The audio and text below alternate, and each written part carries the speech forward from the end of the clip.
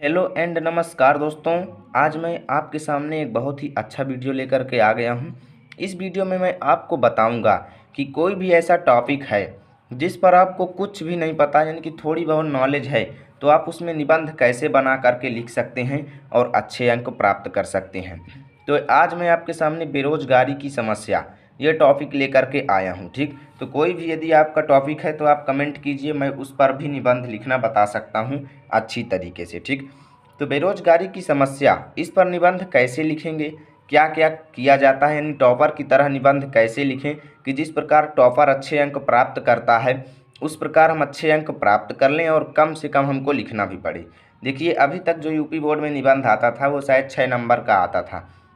अब देखिए इस वर्ष पता नहीं ये कितने अंक का आता है, लेकिन आपको इसे तैयार करके रखना है, क्योंकि ये उन बच्चों के लिए है जिनको कुछ भी नहीं आता। यानी जिनको कुछ भी नहीं आता वो यदि निबंध लिखते हैं तो 6 नंबर उनको आसानी से मिल जाएगा। इसलिए कम से कम निबंध लिखने का अच्छा तरीका समझ लीजिए, जिससे आपका निबंध वाला अंक तो ना कटे और अच्छी तरीके से आप लिख पाएँ। ठीक, तो देखिए बेरोजगारी की समस्या, किसी भी टॉपिक पर आप निबंध लिखें तो सबसे पहले आपको क्या करना होता है, एक रूपरेखा तैयार करना होता है, जिसके आधार पर आपको क्या करना होता है, निबंध लिखना होता है। तो जब भी आपको निबंध लिखने के लिए आए एग्जाम में, तब आप सबसे पहले इस प्रकार टॉपिक को ऊपर लिख दें, नीचे डबल अंडरलाइन करके। फिर आपको क्या करना है, ध्यान दीजिएगा, इधर साइड से हाशिया के इधर से आपको हेडिंग डालना है रूपरेखा। चाहे जिस विषय पर निबंध लिखना हो, आपको क्या डालना है, रूपरेखा। रूपरेखा हेडिंग डाल देना है इस प्रकार, जिस प्रकार मैं डाल रहा हूँ। ठीक, रूपरेखा डालने के बाद आपको नीचे इसके भी डबल लाइन खींच देना है, जिससे ये थोड़ा यूनिक लगे। ठीक, इस प्रकार खींच देंगे आप तो ये ज़्यादा अच्छा लगेगा। और देखिए अब क्या करना है, आपको रूपरेखा हेडिंग डालने के बाद आपको उन टॉपिक्स को लिखना है, यानी इससे संबंधित आपको कई टॉपिक लिखना है, यानी कि कम से कम 5 हेडिंग तो आपको यहाँ पर लिखना ही है। ठीक, तो 5 हेडिंग कौन कौन से लिखना है, और पहला हेडिंग इसमें जो आपको डालना है वो प्रस्तावना जरूर डालना है। चाहे जो निबंध लिखें उसमें आपको पहला हेडिंग प्रस्तावना जरूर डालना है। ठीक, कि इस विषय के प्रति आपका क्या प्रस्ताव है। ठीक, तो प्रस्तावना हेडिंग डालें, उसके बाद कॉमा लगा दें। कम से कम 5 हेडिंग तो नॉर्मल है, 5 हेडिंग आप लिखेंगे तब आपको अच्छे अंक मिल जाएंगे, आपका कोई भी अंक नहीं कटेगा। तो प्रस्तावना डालने के बाद आपको दूसरी हेडिंग जैसे बेरोजगारी की समस्या है। ठीक, तो आप यहाँ पर लिख सकते हैं कि बेरोजगार कौन लोग होते हैं, या बेरोजगारी का कारण भी आप दूसरी हेडिंग डाल सकते हैं। ठीक, तो इसी प्रकार समझ के आप हेडिंग बनाएं। जैसे देखिए मैं बना रहा हूं, तो बेरोजगारी का कारण। ठीक, इस प्रकार आप लिख सकते हैं, बेरोजगारी का कारण। ये हमारी दूसरी हेडिंग हो गई। ठीक, अब तीसरी हेडिंग जैसे आपको डालना है कि भाई बेरोजगारी देश में हो जाती है, लोगों को बेरोजगार नहीं मिलता, रोजगार नहीं मिलता, तो उससे उन पर प्रभाव क्या पड़ता है, इसी प्रकार आपको दिमाग लगाना है। जैसे आपको कोरोना पर लिखना है तो प्रस्तावना क्लियर है, इसको डालना है। फिर उसके बाद लिख देना है कोरोना वायरस कैसे आया, आने का कारण क्या था, उससे हमारे देश में प्रभाव क्या पड़ा, क्या क्षति पहुंची, आर्थिक व्यवस्था को क्या नुकसान हुआ, राजनीतिक को क्या नुकसान हुआ। ठीक, तो इस प्रकार आपको हेडिंग बनाना है। जैसे देखिए मैंने प्रस्तावना बनाया, फिर बेरोजगारी का कारण बनाया, तो अब मैं यहाँ पर बता दूँ बेरोजगारी की हानि। ठीक,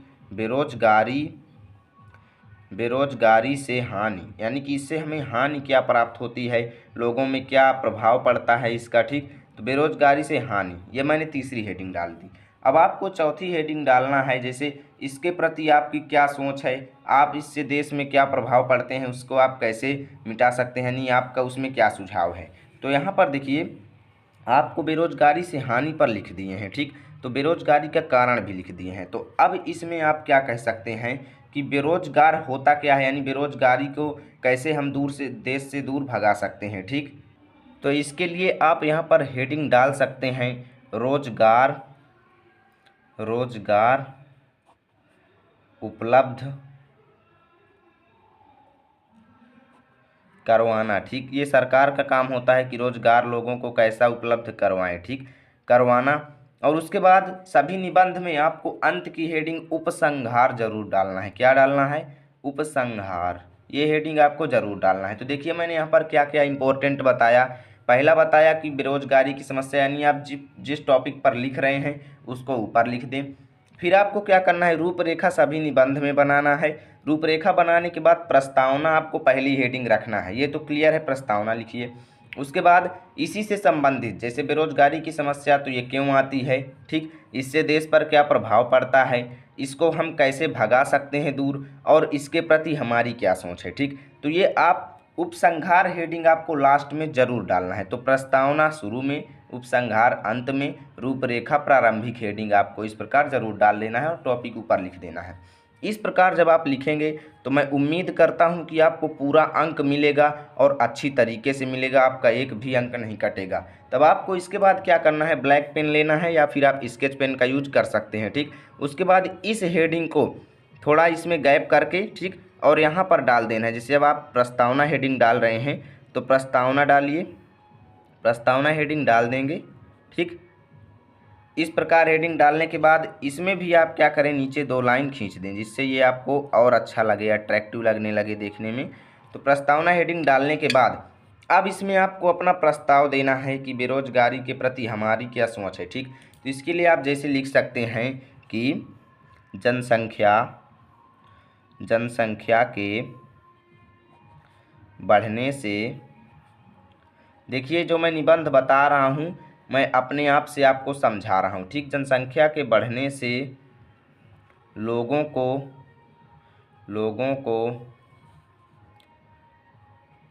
बेरोजगारी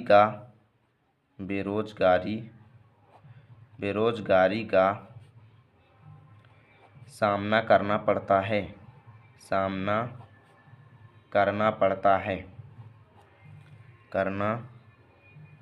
पड़ता है,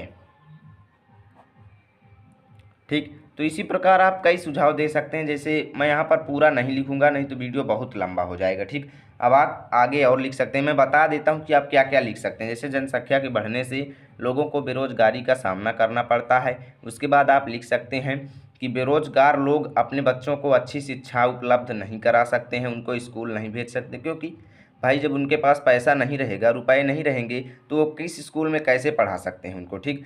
तो ये बेरोजगारी जो है ये हमारे देश के कई हिस्सों में पाई जाती है।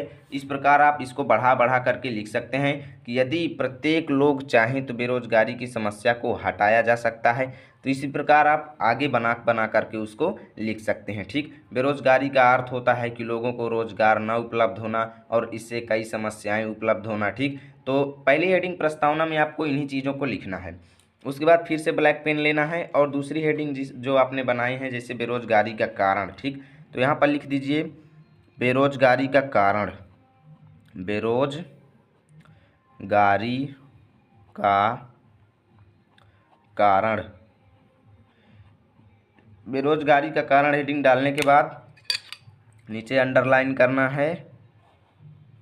मैं आपको पूरा अच्छी तरीके से बता रहा हूँ जिस प्रकार आपको बोर्ड एग्जाम में लिखना है, ठीक। तो बेरोजगारी के कारण हेडिंग डालने के बाद एरो लगाइए, फिर आप यहाँ पर कारण बताइए। जैसे देखिए कि मेन कारण है जनसंख्या के बढ़ने से। जनसंख्या जब बढ़ गई तो एक वर्ग में 8 लोग लग गए, तो 8 लोगों को बराबर रोजगार नहीं मिल पा रहा है, ठीक। तो बेरोजगारी के कारण आप पहला इसमें लिख सकते हैं जनसंख्या का बढ़ना, ठीक।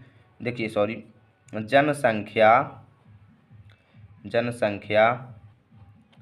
का बढ़ना इसका मुख्य कारण है, ठीक। इसका मुख्य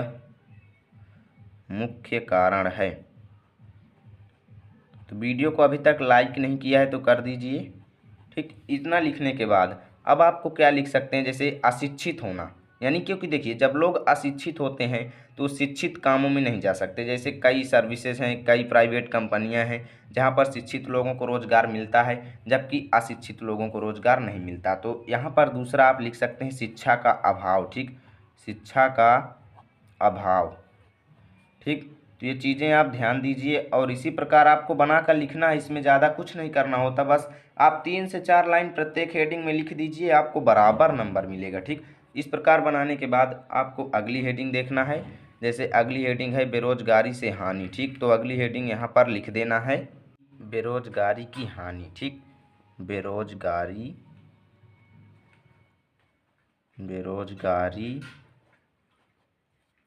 से हानि।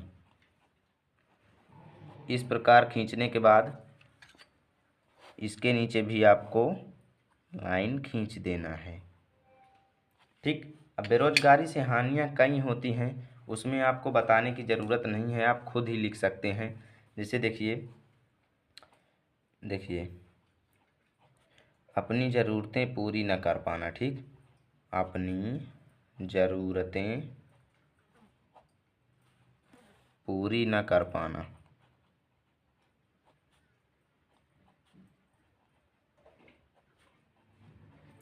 ठीक, तो इस प्रकार की। और देखिए मतलब कि घर की ज़रूरतों को पूरी न कर पाना, बच्चों की ज़रूरतों को पूरी न कर पाना, उनको शिक्षा न दिला पाना। ठीक, तो इसी प्रकार की बेरोजगारी की कई हानियां होती हैं। और देखिए इसमें क्या होता है कि शरीर के लिए भोजन भी कभी कभी उपलब्ध नहीं हो पाता है जब पैसे नहीं होते हैं। तो बेरोजगारी की वजह से क्या होता है, कहीं पर रोजगार उपलब्ध ना होना। ठीक, तो ये बेरोजगारी की हानि में आप यहाँ पर लिख सकते हैं। ठीक, तो और मैं आपको दिखा दूँ अगली हेडिंग क्या है। अगली हेडिंग है यहाँ पर रोजगार उपलब्ध करवाना। ठीक, तो रोजगार उपलब्ध करवाना देखिए ये सरकार का काम है, तो रोजगार उपलब्ध करवाना ये सरकार खुद कर सकती है। ठीक, तो यहाँ पर देखिए रोजगार एक सरकार द्वारा खुद चलाया गया है। ठीक, तो रोजगार उपलब्ध करवाना। ठीक, तो देखिए ये हेडिंग वेरी इम्पोर्टेंट है और इसको इसी प्रकार लिख देना है।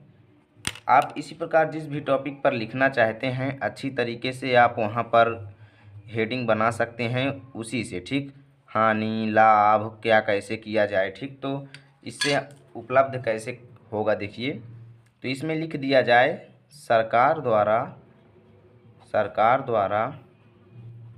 ठीक, सरकार खुद सोचती है बेरोजगारी को दूर करने के लिए, तो सरकार द्वारा बेरोजगारी हटाने के लिए मनरेगा कार्यक्रम चलाया जाना। ठीक, तो ये सरकार का काम था, सरकार ने इसको चलाया है, लेकिन कई गांव के प्रधान लोग क्या करते हैं, नहीं चलाते हैं, जिससे लोगों को वहां पर हानि हो जाती है। ठीक, तो वहां पर भी उनको रोजगार नहीं मिल पाता है। तो इसके लिए आप प्रधान से अनुरोध किया जाए, तो वो चीज़ें सब यहाँ पर लिखी जाएंगी कि ग्राम प्रधान से अनुरोध किया जाए और वहाँ पर ये मनरेगा का जो कार्यक्रम है इसको शुरू किया जाए, जिससे बेरोजगार लोगों को उपलब्ध हो पाए। ठीक, तो इसमें आप ये सब चीज़ें बना बना करके लिख सकते हैं। ठीक, तो और अगली हेडिंग आपके पास आ जाती है उपसंहार। ठीक, तो उपसंहार हेडिंग में मैं आपको समझा देता हूँ। तो ये लास्ट में आपको इसे हेडिंग को ज़रूर डालना है। क्या डालना है, उपसंहार। और इस हेडिंग में आपको करना क्या है, ध्यान से देखिए, इसी प्रकार स्पीड से आपको लिखना भी है जिस स्पीड से मैं लिख रहा हूँ। ठीक, तो उपसंहार हेडिंग डालने के बाद इसमें आपको अपने विचार डालने हैं कि बेरोजगारी को दूर करने के लिए क्या किया जा सकता है। तो देखिए कामों में यानी अनेक कामों में अच्छे भाव से